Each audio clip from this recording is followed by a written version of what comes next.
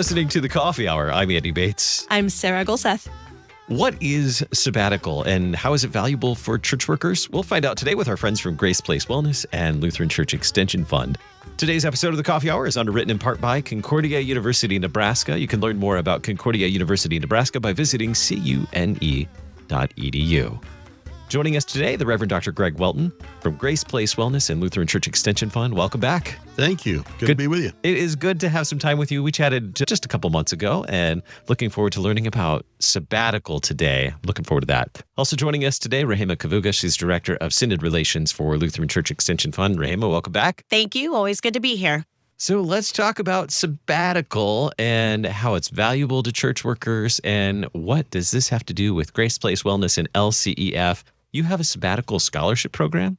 We do. It's 2 years old, the second year. We just launched in May, and it will be open until the end of October.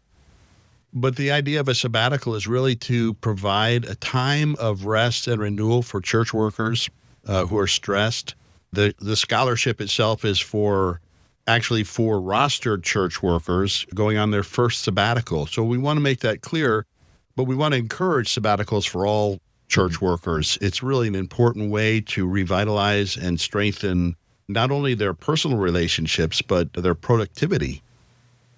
Yeah, and it's been an amazing opportunity as Grace Place has folded into the ministry at LCEF. It has been key, the Ministry Solutions team in particular, as they're working with congregations to help them with their vision, mission, clarity, capital campaigns. What they were finding is it's great to help them through this process, but the workers that they were working with, it was almost like another burden to them on top of their day-to-day work. So as we think about the wellness of our workers, financial is very important. Obviously, that's what we do, but it gets affected by everything else. And so this sabbatical, what Grace Place is doing with LCEF as a part of LCEF has just been a blessing to recognize. We want you to continue to make some financial wellness stride, but knowing that you need to take care of all those other things and find that rest. So we're excited to offer these six scholarships this year for $7,500 each. And so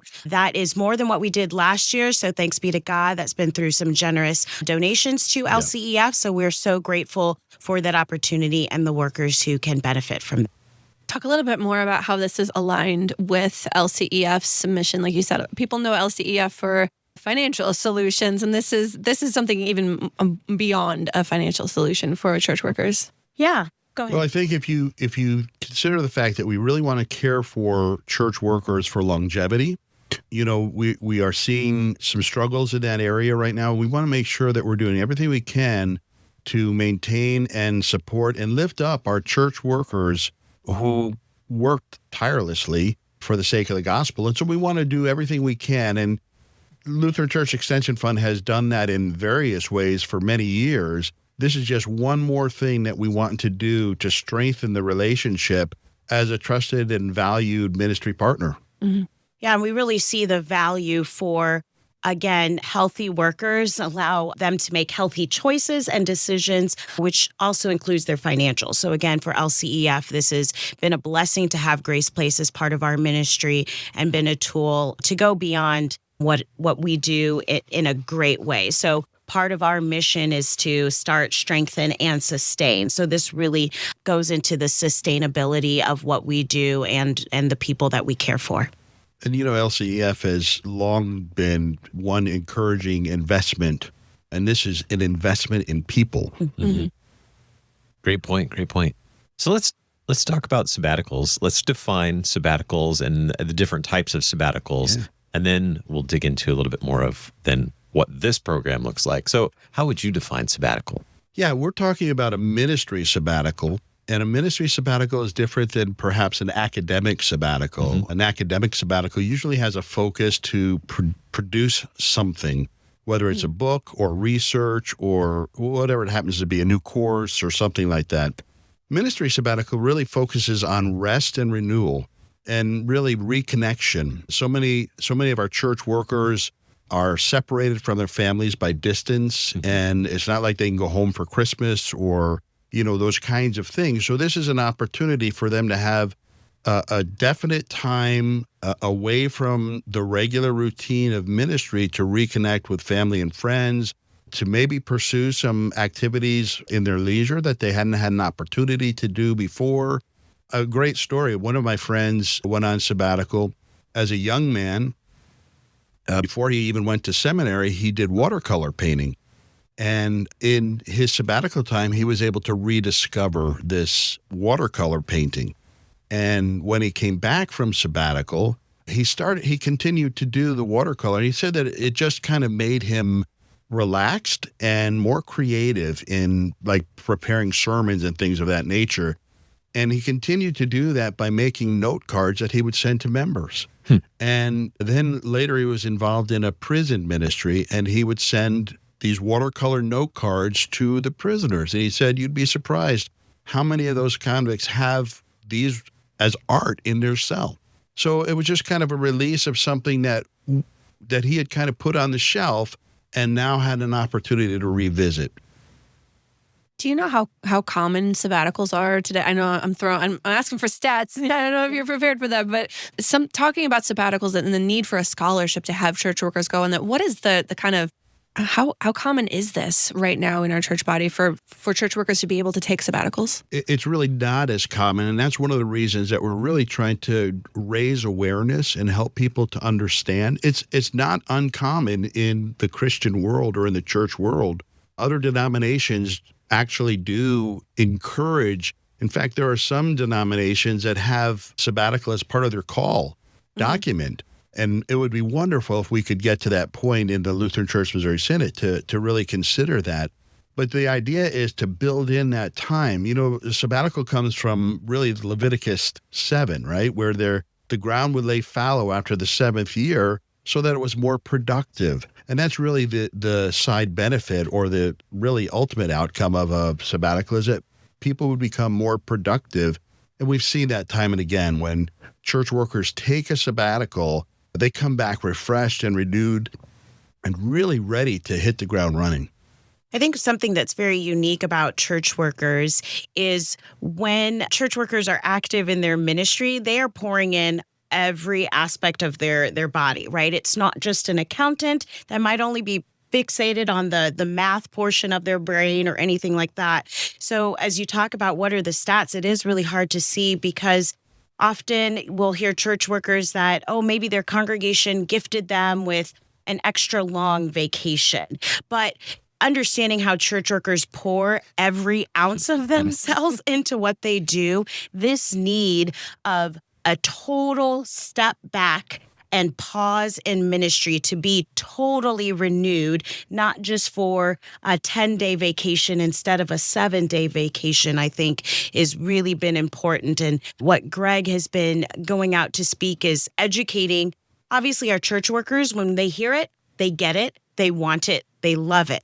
But it's really the others in the communities that they are serving to really understand that and say, yes, pastor, yes, principal, yes, teacher, yes, deaconess, yes, DCE, you really do need to take that time away. Right? Mm-hmm. There's always VBS. It's always there. And so it's like, I gotta take away, I just need to be able to step back, not worry about my email, not worry about any of those things, and find that true rest of all those senses. Yeah. I know we all laugh in this room. It's hard for us to do that too. It just reminds me of a time when I was a parish DCE, and someone in my congregation said, "Oh, are you looking forward to summer? It must slow down for you." LOL. Right. Nope, that's busy season.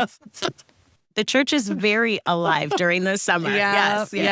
Well, and like how many vacations get cut short by funerals? I mean, I hear this from my pastor friends all the time.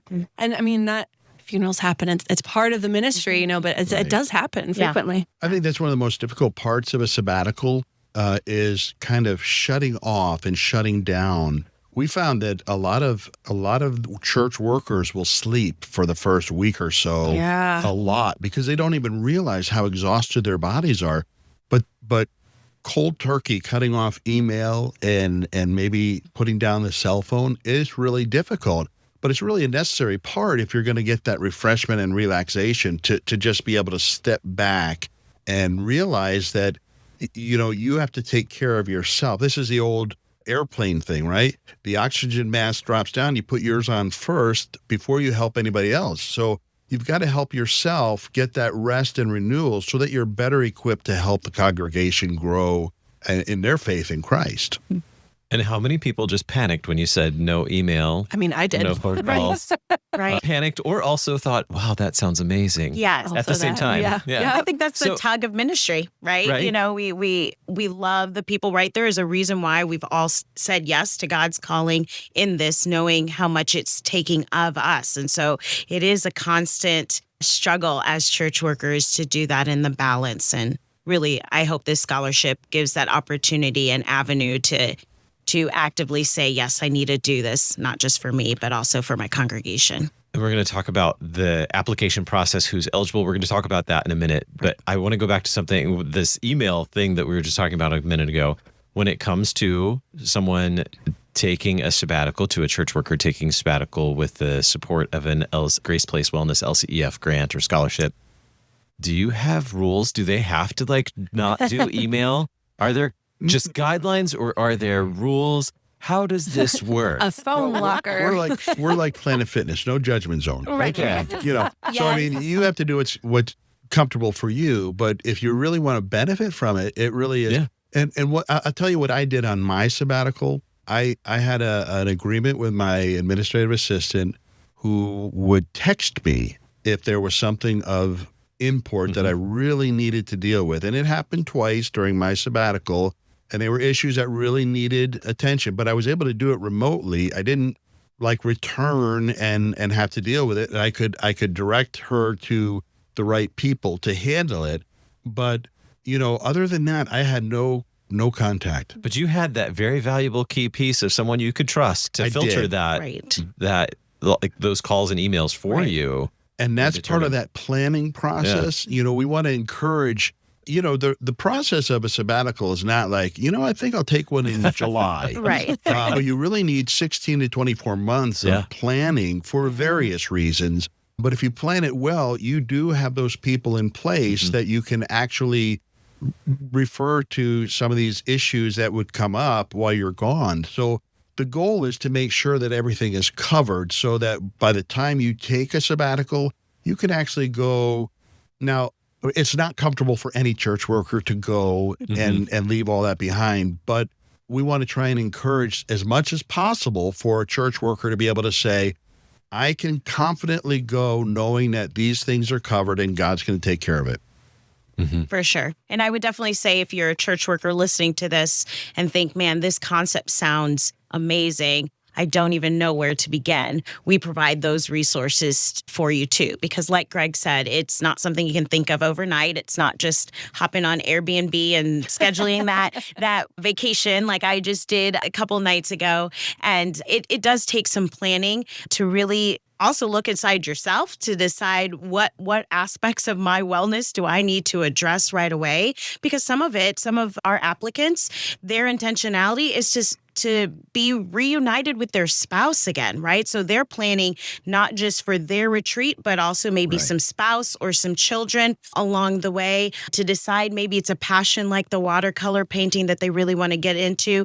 Am I going to take classes somewhere? Will I go to a retreat center?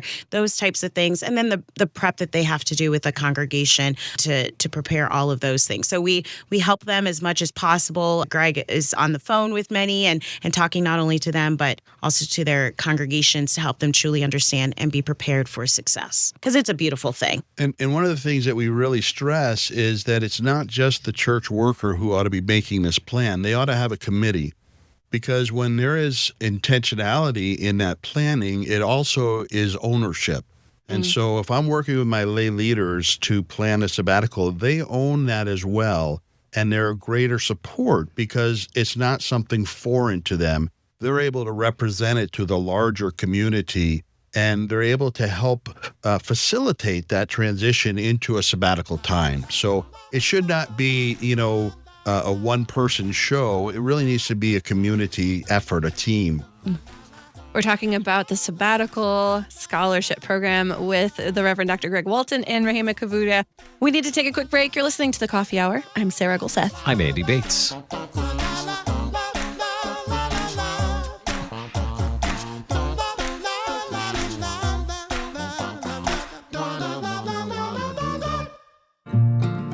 At Concordia University, Nebraska, discover a distinctly Christian community that equips students to live by faith with courage, character, and conviction. Intentionally combining our Christian faith, Lutheran heritage, rigorous academics, and practical real-life experiences, we prepare students to fulfill a higher purpose in their vocations and life. Learn more about Concordia University, Nebraska at our website, cune.edu.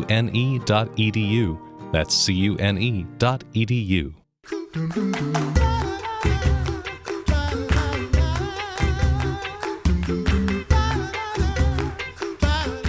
Welcome back to the Coffee Hour. I'm Sarah Gulseth. I'm Andy Bates. We're talking with the Reverend Dr. Greg Walton and Rehema Kavugha from LCEF about the Sabbatical Scholarship Program. And we were talking about kind of the logistics of what happens with a sabbatical. And Rehema, you had mentioned several minutes ago about how, Dr. Walton, you've been talking with congregations and that church workers get it, and the congregations or communities sometimes are the ones that need just to understand a little bit more. Tell us more about what you've been able to talk through with communities and congregations just to help them understand what this is and why it's important. Sure. I think a lot of it is education. When I have presented to different groups about sabbaticals, the two key words I've used often is communicate and educate. You can't assume that everybody understands what it is, so you have to communicate it over and over.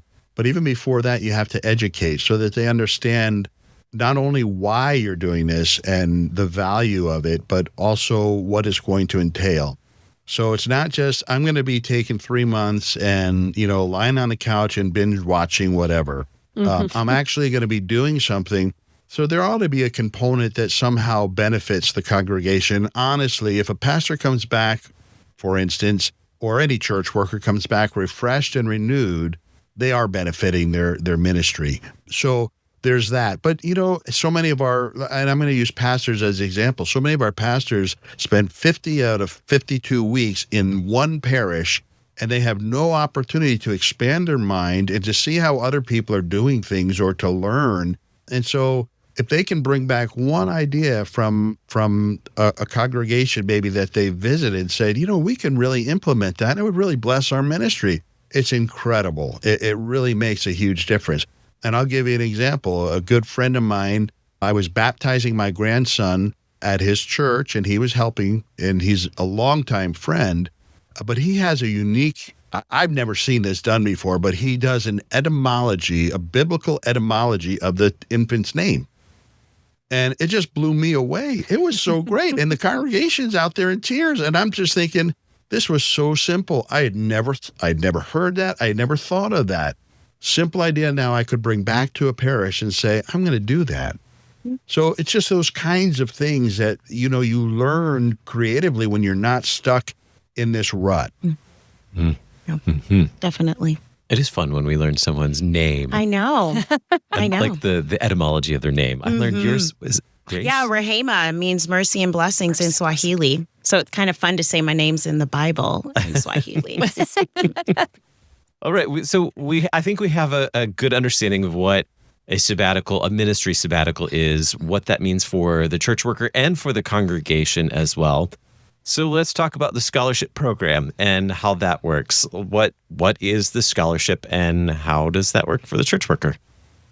Yeah, well, through the generosity of some donors and LCEF, we were able to offer 6 $7,500 scholarships. Now, $7,500 is not going to pay, in most cases, for a full sabbatical, but it's a good seed base to begin that planning.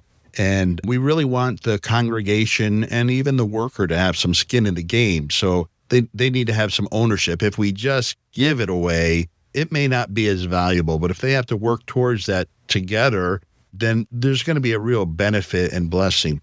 It's an online application, very easy to fill out. We've tried to streamline it and make it simple, and it should not take weeks and weeks at a time to do this. It's a pretty easy form to fill out. We want to see a plan. What are you planning to do? It doesn't have to be a complete plan, but we want to have kind of an idea, and it's really for your benefit filling this out so that you do have that direction, and it's not going to be the binge watching on the couch, right? So that you actually have something that you're going to plan to be doing as you do this time of sabbatical. So, in that regard, it really helps them think through, what does this really mean? How will I use this time?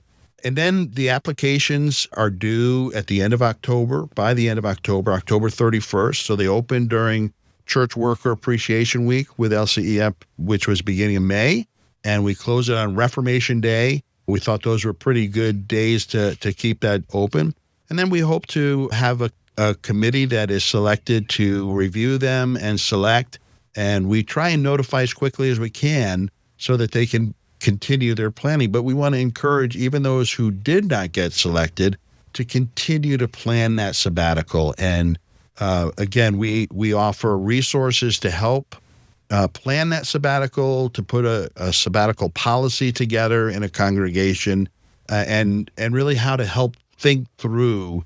And we're not alone in that, by the way. There are some really great resources out there that can help, including, I think, the 3 West Coast circuits have a great amount of information on their websites that church workers can go to as well.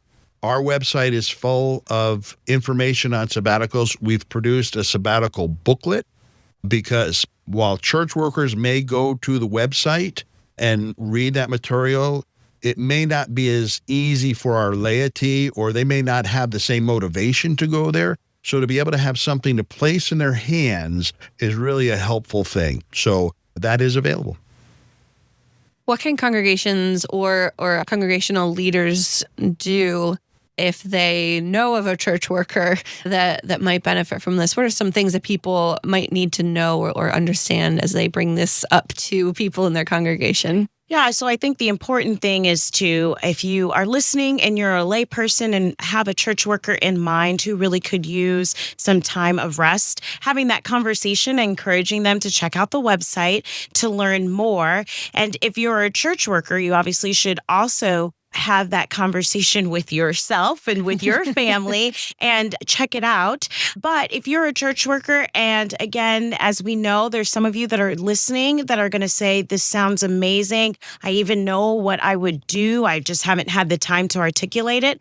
I think it's important to get on and use the tools that we have to help those around you understand. And that's really big. So on our website, there are things that you can download to share and print off. You can connect with Greg directly. And as he was sharing earlier, he's meeting with various congregations. He travels all across our districts trying to talk to lay leaders as well so that they are encouraged and know how to support.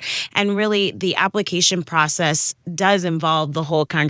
So it requires a letter from a lay leader that says, yes, we understand that they're doing this and we're praying for them and thankful for that. So that there's several ways that you can do it. So how do we find out about the application? Where do we find all of that? Yep. So you could go to lcef.org/sabbatical scholarship, and that's where you can find all of that information. And you could also, if you are a church worker, when you go onto our homepage, you can just hover over the personal, and you could see Grace Place through there and see a lot of the resources that are there, including educational books, podcasts, all of those types of things that you may want to listen to. But lcef.org/sabbatical scholarship is where you can go and download all of the information. And that's also where you would go and resubmit all of that information once it has been filled out. lcef.org/sabbatical scholarship. You can check it out there. Thanks to our guest today, the Reverend Dr. Greg Walton, Grace Place Wellness from Lutheran Church Extension Fund. Thanks so much. Thank you. And Rehema Kavugha, Director of Synod Relations with LCEF. Thank you so much for being our guest. It's always great to be here. You've been listening to The Coffee Hour. I'm Andy Bates. I'm Sarah Gulseth. The Coffee Hour with Andy and Sarah is a production of KFUO. To support The Coffee Hour and KFUO Radio, visit KFUO.org. You can also text KFUO to 41444 or send an email to gifts@KFUO.org. And you can call us at 800-844-0524. KFUO. Christ for you, anytime, anywhere.